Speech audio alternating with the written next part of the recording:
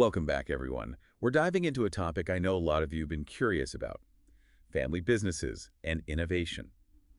Specifically, how these companies, the ones with deep roots and a strong sense of tradition, manage to stay ahead of the curve. It's a bit of a head scratcher, right? It really is. You'd think clinging to tradition might hold them back. But you see, it's not that simple. That's what really drew me to this research paper, Employee Incentives and Family Firm Innovation, a configurational approach. It tackles this whole thing head on. What's great about this paper is that it acknowledges that not all family firms are the same. Some might fit that stereotype of being, well, stuck in their ways, but plenty of others are incredibly innovative, even leading the pack in their industries. Okay, so then how do they pull it off? How do they balance that respect for their heritage with the need to adapt and evolve? That's the million-dollar question, right? This research zeroes in on something really specific: the role of employee incentives in driving innovation within family firms. It's like, how do these companies motivate their people to embrace change without losing their unique identity? That's super interesting. So what kinds of incentive strategies are we talking about here? They focus on two contrasting approaches to how companies manage their people: calculative HRM and collaborative HRM. Calculative HRM, think of it as the more traditional approach. It's all about tangible rewards, Hmm. salary, bonuses, clearly defined work hours, the kind of stuff you see in your typical employment contract. Right, very straightforward. You do this, you get that. Makes sense. Yeah. So what about this collaborative HRM? How's that different? Collaborative HRM, it takes a broader view. It's more about those less tangible rewards.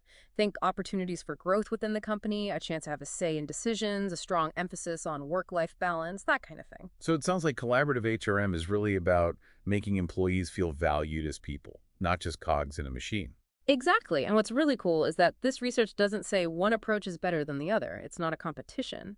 Instead, they use a method called qualitative comparative analysis, or QCA, to look at how different family firms successfully leverage these incentives in different combinations. Hold on. Qualitative comparative analysis. That sounds pretty technical. Break that down for me a bit. Sure, think of it like baking a cake. You can't just look at one ingredient in isolation, right? You need to understand how they all interact to create the final product. QCA is kind of like that. Got it. So it's not about finding one magic formula for innovation. It's about seeing how different ingredients, in this case incentives, come together in different ways to make it happen. Exactly. In this particular study, they looked at German manufacturing family firms, and they found some really interesting patterns based on how much these companies value tradition.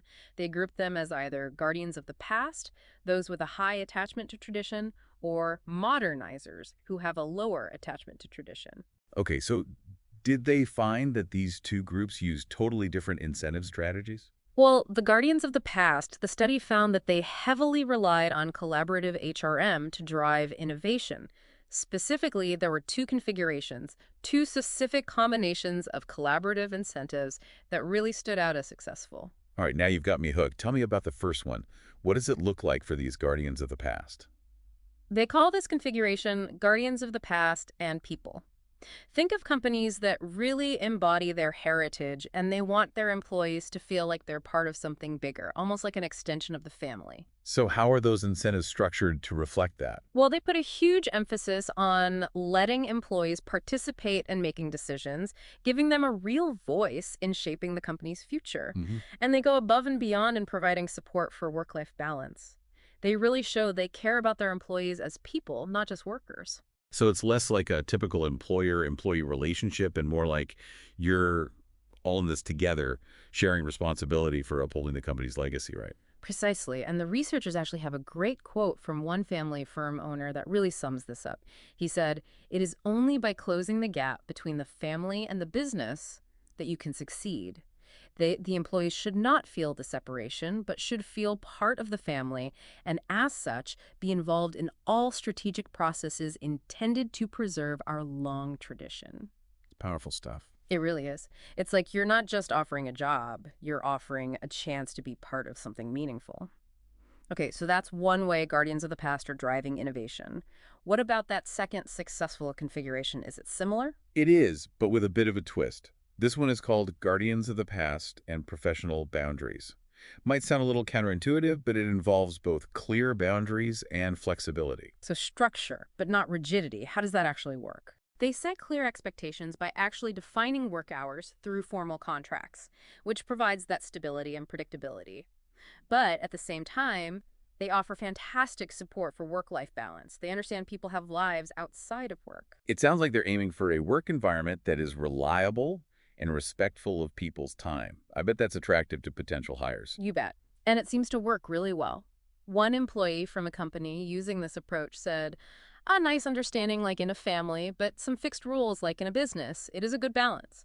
Feeling respected within a clear structure, it's a winning combination. So for these guardians of the past, it's all about finding that sweet spot, honoring tradition while embracing innovation, creating an environment where employees feel connected to the company's history, but also have the space to contribute their own ideas and expertise. You nailed it. Now, let's switch gears a bit and look at those modernizers, the ones less tied to tradition. Their approach to incentives is a whole different ballgame. All right, you've piqued my curiosity. Let's talk modernizers. How are they approaching this whole innovation thing? All right, those modernizers. Less about the past, more about pushing forward. So their approach to incentives, is it like super modern, Silicon Valley style perks and all that? You're on the right track. Modernizers, they're all about what's next, always looking ahead. And their incentives, yeah, they reflect that. So are they ditching that whole collaborative HRM thing? Yeah. Going all in on the calculative approach? Not quite that simple. Remember, there's no one right way, right? And even modernizers, a lot of times they use a mix of both calculative and collaborative. Right, right. Got to keep those employees happy even if you're cutting edge. Makes sense. And you know what? This study, it found 3 distinct configurations of incentives that worked really well for modernizers. 3. Okay, now I'm really interested. Lay it on me. What's the first one? Modernizers with compensated engagement, that's what they call it. These companies, they're all about attracting the best talent, the people who can really drive innovation, push the limits. So are we talking like crazy perks, unlimited vacation? What's the deal? Competitive salaries, that's definitely a big part of it. They're willing to pay top dollar for the best people, but it's not just about the money. Yeah, I was going to say, money only goes so far, right? Exactly. These companies, they also give their employees a real voice in decision-making. They want them to feel ownership over their work, really be a part of shaping the company's future. Okay, so it's like attract them with the big bucks, then keep them engaged by giving them real influence. Smart. It's a winning strategy for a lot of modernizers. And the researchers even found a quote that sums it up perfectly. One employee said something like, "As long as I deliver, the company takes care of me." It's a very result-oriented approach. Makes sense, especially in those fast-paced industries where innovation is everything. Mm. All right, so what about that second configuration for modernizers? This one they call modernizers with employee transactions. In the Louis transaction sounds a bit more formal, a bit more, I don't know, business-like than the first one. That's a good observation. This one definitely leans more towards that calculative HRM style. Salaries are still competitive, but it's more about clear expectations, well-defined boundaries. So like strict contracts, everyone's in the office 9 to 5.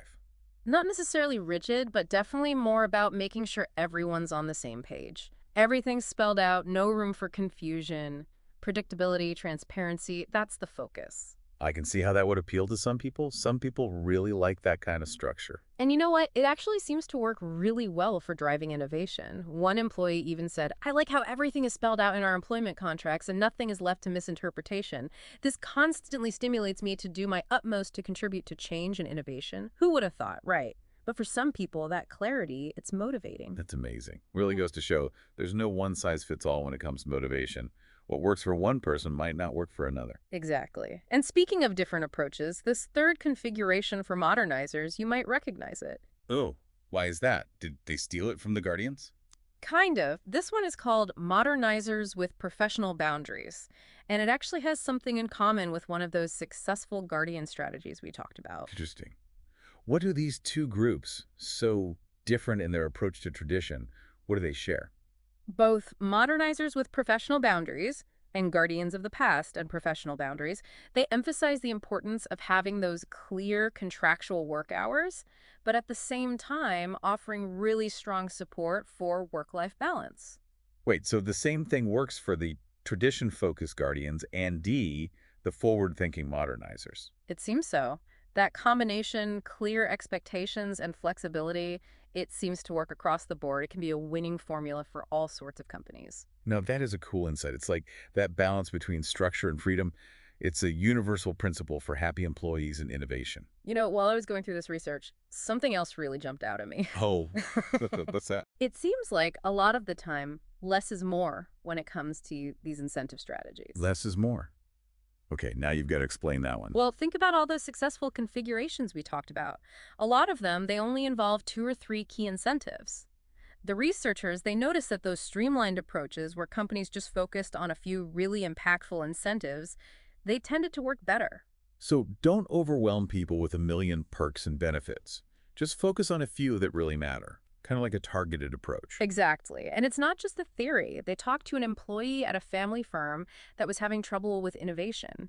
And this employee, they actually complained about an overkill of incentives.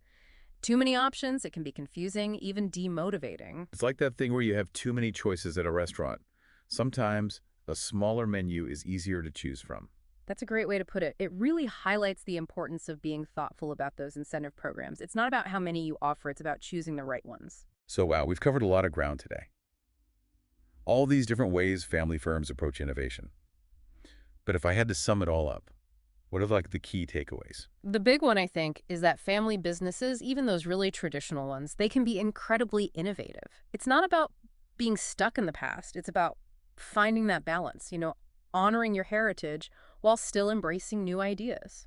And we've seen that there's no magic formula when it comes to incentives. What works for one company might not work for another. Exactly. And that's what's so cool about this research. It gives you this framework to understand how different incentives can be tailored to a company's culture, their values. Like those guardians of the past, it's all about that sense of belonging, that shared purpose.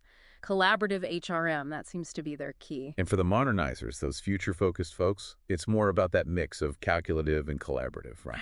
Right. And no matter which way a company leans, remember that less is more idea.